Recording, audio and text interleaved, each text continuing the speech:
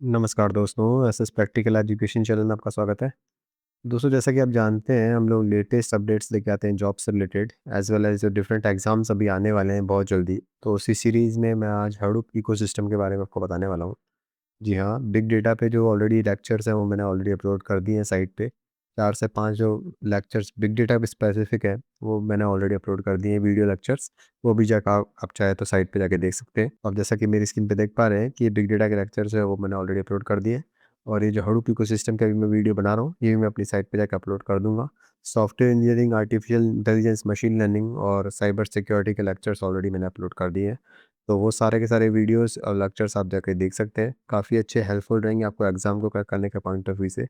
तो इस वीडियो में दोस्तों हम लोग जो आज जानकारी देखने वाले हैं, जो स्पेसिफिक टू गवर्नमेंट एग्ज़ाम्स होते हैं, चाहे वो यूपीएससी असिस्टेंट डायरेक्टर आईटी का एग्ज़ाम हो या फिर जो डीसीआईओ का एग्ज़ाम हो या डिफरेंट जो गवर्नमेंट से कंप्यूटर साइंस से रिलेटेड जो डिफरेंट एग्ज़ाम्स होते हैं, उनके बेस पे दोस्तों ये जो है कंटेंट डिज़ाइन किया गया है। तो हम लोग इसमें देखने वाले हैं कि हडूप क्या होता है और क्यों हडूप यूज़ करते हैं। फिर एचडीएफएस यानी हडूप डिस्ट्रीब्यूटेड फाइल सिस्टम के बारे में हम जानेंगे। यार्न जो कि काफ़ी इंपॉर्टेंट है एग्जाम के पॉइंट ऑफ व्यू से, कई बार फुल फॉर्म वगैरह भी पूछ ली जाती है। Yet another resource negotiator negotiator जो है इसकी फुल फॉर्म होती है। देन मैप्रेड्यूस और देन हडूप आर्किटेक्ट के बारे में हम लोग अच्छे से जानेंगे। तो वीडियो को लास्ट तक जरूर देखिएगा दोस्तों, क्योंकि ये जानकारी आपके लिए काफ़ी ज़्यादा इंपॉर्टेंट है। एग्जाम को क्रैक करने के पॉइंट ऑफ व्यू से ये जो है काफ़ी ज़्यादा यूजफुल इन्फॉर्मेशन है। डायरेक्ट क्वेश्चन लास्ट एग्जाम में भी आया था, वो मैं आपको डिटेल में बताऊंगा कि रेप्लिकेशन फैक्टर जो है एचडीएफएस का कितना होता है। ठीक है, तो इसका आंसर 3 था, जो कि मैंने आपको आगे अगर देखेंगे वीडियो में, तो वो भी मैंने अच्छे से बता रखा है। तो यहाँ पे हडूप इकोसिस्टम वगैरह के बारे में बताऊँगा मैं आपको। एचडीएफएस क्या होता है, उसका क्या एग्ज़ाम्पल है, उसका क्या आर्किटेक्चर होता है। और देख पा रहे हैं आप मेरे स्क्रीन पे कि जो इसका डिफ़ॉल्ट रेप्लिकेशन फैक्टर होता है, जो कि एग्ज़ाम में आया हुआ क्वेश्चन है। असिस्टेंट डायरेक्टर आई सिस्टम का जब भी लास्ट टाइम एग्ज़ाम हुआ था, उसमें डायरेक्ट क्वेश्चन उठ के आया था एग्ज़ाम में। बेसिक सा क्वेश्चन है, बट एग्ज़ाम में कई बार पूछ लिए जाते हैं, तो ये चीज़ आपको पता होनी चाहिए।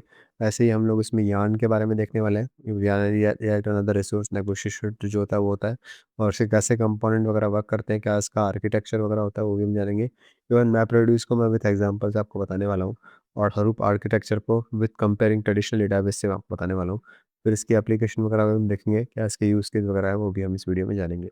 एक रिक्वेस्ट है, अगर आपसे दोस्तों चैनल को अगर अभी तक सब्सक्राइब नहीं किया है, तो एसएस प्रैक्टिकल एजुकेशन चैनल को ज़रूर सब्सक्राइब कर दीजिएगा, जिससे आपके पास लेटेस्ट अपडेट्स एंड नोटिफिकेशन जो है वो इसी हिसाब से जॉब से रिलेटेड आते रहें। तो चलिए शुरुआत करते हैं जल्दी से दोस्तों। तो सबसे पहले दोस्तों मैं आपको हडूप क्या है, क्या इसका इंट्रोडक्शन है, वो आपको बता देता हूँ। तो बेसिकली हडूप जो है एक ओपन सोर्स फ्रेमवर्क होता है। ओपन सोर्स का मतलब आप अगर नहीं जानते तो आपको बता दूँ, ये फ्री ऑफ कॉस्ट अवेलेबल होता है। ओपन सोर्स का मतलब कि लाइसेंस फ्री है, कोई इसकी कॉस्ट वगैरह नहीं है, कोई इसका लाइसेंस वगैरह नहीं है। फ्री ऑफ कॉस्ट ये डेवलप अवेलेबल है। और उसको अपाचे सॉफ्टवेयर फाउंडेशन जो है उन्होंने इसको डेवलप किया था for storing and processing extremely large data set. जी हाँ, जो लार्ज डेटा सेट होते हैं उनको स्टोर एंड प्रोसेस करने के लिए इसको डेवलप किया गया था। ठीक है। और instead of using one powerful computer, Hadoop divides the works among hundred of thousands of inexpensive machines. जी हाँ भाई, एक सेंटर मशीन यूज़ करने की बजाय ये जो है ब्लॉक्स में या फिर डिफरेंट चंक्स में कह सकते हैं हम लोग, मशीन्स को डिवाइड करता है। और देन उसको पैरेलल प्रोसेसिंग के थ्रू जो है परफॉर्मेंस को इम्प्रूव करता है। और उसके हिसाब से जो है दोस्तों हम लोगों को आउटपुट जनरेट करके देता है। बेसिकली एक सेंटर मशीन होगी तो आउटपुट जनरेट करना थोड़ा डिफिकल्ट रहता है, इसीलिए हम डिसेंट्रलाइज डिफरेंट मशीन्स को यूज़ करते हैं। सो दैट पैरेलल प्रोसेसिंग के थ्रू मैं जो प्रोसेस को प्रोसेस भी कर पाऊँ और आउटपुट भी जनरेट कर पाऊँ। अब अगला क्वेश्चन दोस्तों, हडूप ही क्यों क्यों हम हनी यूज़ करते हैं? इसके लिए भी कुछ दोस्तों आपको पता होना चाहिए चीज़ें। तो बेसिकली ट्रेडिशनल डेटाबेस सिस्टम जो होता है वो इनएफिशिएंट होता है। कब इनएफिशिएंट होता है? जब डेटा रीचेस टेराबाइट और पेटाबाइट। जी हाँ, जैसे मैंने आपको बिग डेटा पढ़ाया था उस टाइम पे भी आपको बताया था कि टेराबाइट या फिर पेटाबाइट ऑफ डेटा अगर मेरे पास है, तो जो ट्रेडिशनल डेटाबेस सिस्टम होते हैं वो उसमें हैंडल नहीं कर पाते हैं, क्योंकि उनका जो जनरली एलोकेशन वर्क होता है वो अप्रॉक्सीमेटली जीबी के आसपास होता है। 10 जीबी, 20 जीबी, 100 जीबी तक वो हैंडल कर सकते हैं। और अगर डेटा अनस्ट्रक्चर्ड है, तो जो आरडीबीएमएस वाला डेटा है वो जनरली रिलेशनल डेटाबेस को ही कंसिडर करता है। तो आरडीबीएमएस डेटाबेस जो अनस्ट्रक्चर्ड डेटा सेट को कंसिडर या फिर मैनेज नहीं कर सकते, बट हडूप जो इकोसिस्टम है वो मैनेज कर सकता है। Processing requires parallel execution. जी हाँ, जैसा कि मैंने आपको बताया कि मल्टीपल कंप्यूटर्स रहते हैं, सो पैरेलल एग्जीक्यूशन रिक्वायर होता है, जबकि आरडीबीएमएस में ये पॉसिबल नहीं होता है। हाई अवेलेबिलिटी इसमें होती है, फॉल्ट टॉलरेंस बिल्कुल इसमें होता है। और हडूप एड्रेस इस limitation through the distributed storage and processing. जी हाँ, ये जितनी भी लिमिटेशंस जो मेरे आरडीबीएमएस में थी, उन सबका जो सॉल्यूशन है दोस्तों यहाँ पे हडूप ने दे दिया है। तो हम जानेंगे कि इसका कैसा एग्जांपल है, क्या इसके यूज़ केस है, वो हम देख लेते हैं जल्दी से। तो फॉर एग्जांपल एक रिटेल कंपनी है, जिसके लिए 50 करोड़ कस्टमर है। जी हाँ, कोई कंपनी अमेज़न मान लो जो कि ऑनलाइन सेल करती है, या फिर फ्लिपकार्ट मान लो, या कोई भी एक्सवाईजेड कंपनी आप अज़्यूम कर सकते हैं, जिसकी 50 से 50 करोड़ कस्टमर है। 10 ईयर ऑफ ट्रांज़ैक्शन हिस्ट्री, जी हाँ, इसको 10 साल का रिकॉर्ड चाहिए ताकि वो उसपे एनालिसिस कर सके कि पिछले 10 साल में किसी एक पर्टिकुलर रीजन ने क्या-क्या परचेज़ किया है। ठीक है। और इवन सीसीटीवी फुटेज, क्योंकि वो जो है डेटा कहीं न कहीं तो स्टोर होगा, लाइक जो शूज़ वगैरह है या फिर जो क्लॉथ्स वगैरह है, वो कहीं न कहीं स्टोर होंगे, तो सीसीटीवी डेटा की मॉनिटरिंग मुझे करनी है, तो वो भी होना ज़रूरी है। और प्रोडक्ट की इमेजेस भी डिफरेंट हो सकती है, जीपीएस यानी लोकेशन वाइज़ डेटा भी होना चाहिए, और कस्टमर के जो रिव्यू आते हैं वो भी मेरे पास सारा डेटा होना चाहिए। उसके बेस पे दोस्तों मैं आउटपुट जनरेट करूँगा।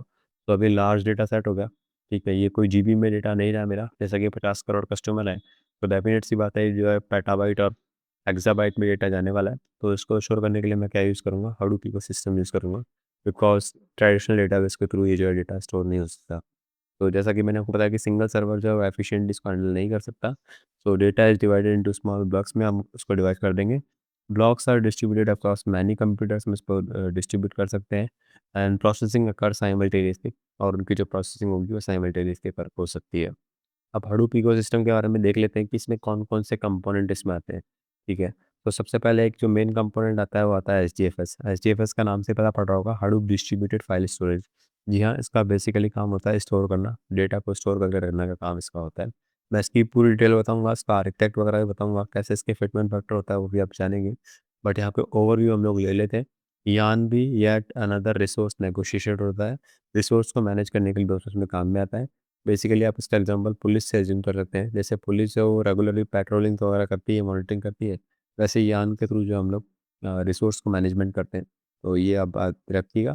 इसकी भी डिटेल मैं आपको अभी आने वाली स्लाइड्स में बताने वाला हूँ। मैप रेड्यूस, जैसा कि आप जानते हैं कि ये प्रोसेसिंग के लिए काम में आता है। इसका भी पूरा आर्किटेक्चर मैंने बना रखा है दोस्तों। तो आप चाहें तो मैं आपको जल्दी से बताता हूँ कि मैप रेड्यूस कैसे वर्क करता है, क्या उसका एग्जांपल है। मैंने प्रॉपर अच्छे से एग्जांपल लेके आपको बताया।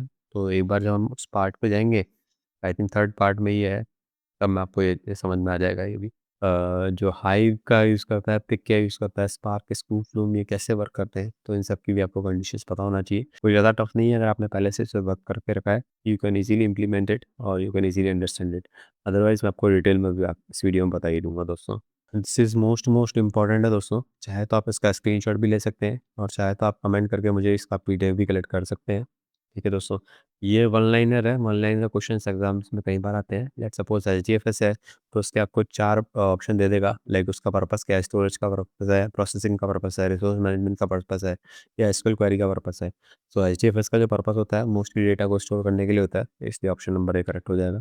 ऐसे ही मैप रेड्यूस का जो पर्पस है वो प्रोसेसिंग के लिए होता है, डेटा की प्रोसेसिंग के लिए, तो इस बात को आप याद रखिएगा। यान जो है वो रिसोर्स मैनेजमेंट के लिए काम में आता है। हाइव जो है सिमिलरली एसक्यूएल क्वेरी के लिए काम में आता है। फिर जो है वो डेटा एनालिसिस के लिए काम में आता है। स्पार्क जो है फास्ट प्रोसेसिंग के लिए काम में आता है। जिनको मैंने ये येलो से मार्क कर रखा है, these are the most important one, इनको तो आपको अच्छे से 10 बार पढ़ के ही जाना है, और इनका वन लाइनर जो है आउटपुट भी याद करते ही जाना पड़ेगा दोस्तों। और रही बात कर जो ये है, ये भी अगर आपके पास टाइम है तो डेफिनेट सी बात है, इनको भी एक बार देख सकते हैं। स्कूप जो जॉब होती है वो इम्पोर्ट एंड एक्सपोर्ट के लिए काम में आती है। प्लूम जो होती है वो लॉग कलेक्शन के लिए काम में आती है। आपका स्ट्रीमिंग के लिए काम में आती है। एंड देन एजबेस नोस्क्यूएल डेटाबेस है ही, जूकीपर जो है वो कोऑर्डिनेशन के काम में आता है। तो ये भी आप याद रखिएगा, बट मेन जो मैंने हाईलाइट कर रखे हैं वो तो बहुत ज़्यादा इंपॉर्टेंट है दोस्तों, उनको आप अच्छे से देख लीजिएगा। तो बढ़ते हैं अगले पर एचडीएफएस पे। एचडीएफएस मैं आपको बताऊंगा दोस्तों आने वाली क्लासेस में, क्या इसका आर्किटेक्चर वगैरह रहता है, कैसे इसकी वर्किंग होती है, क्या स्लेव नोड होते हैं, क्या रिटर्न नोड होता है, क्या मास्टर नोड होता है, name node, secondary name node क्या होते हैं, इवन एप्लीकेशन का कैसे वर्क करता है, जो भी क्वेश्चन आया हुआ है मैंने आपको बताया ही था। एंड देन यान के बारे में भी अच्छे से जानेंगे आने वाली क्लासेस में। इवन मैप रेड्यूस के बारे में भी देखेंगे, और मैप रेड्यूस कैसे वर्क करता है, क्या इसकी प्रिंसिपल होता है, हाउडूप का क्या आर्किटेक्चर वगैरह रहता है, वो सब हम आने वाली क्लासेस में जानेंगे। और अगर आपको ये वीडियोज़ वगैरह चाहिए, शेयर ड्राइव पे ऑलरेडी अपलोड कर दिए, आप देख पा रहे हैं मेरी स्क्रीन पे। तो काफ़ी सारे तो मैंने ऑलरेडी अपलोड कर दिए हैं, जो रिमेनिंग है, जो भी डिज़ाइन कर रहा हूँ, वो भी मैं अपलोड कर दूँगा। तो वहाँ से आके भी आप कलेक्ट कर सकते हैं। You can let me know by commenting, ठीक है? कमेंट करके आप मुझे रीच आउट कर लीजिएगा, मैं आपको डेफ़िनेटली हेल्प करूँगा आपको इश्यू को सॉर्ट आउट करने के लिए। उसके अलावा चैनल को नए हैं तो चैनल पर सब्सक्राइब करना नहीं भूलिएगा दोस्तों। And once again thank you so much for watching the video and have a good day.